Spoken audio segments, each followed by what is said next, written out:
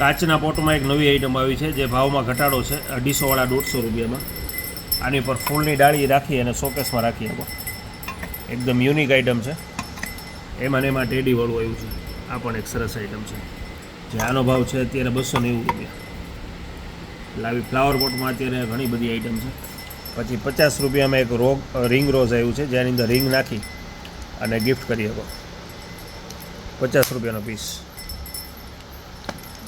એકદમ unique item છે ring rose. પછી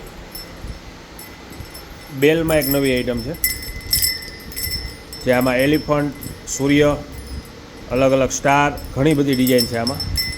જે સેજ પણ પવન આવશે એટલે વગડશે. આ ઉપર લાકડું આવશે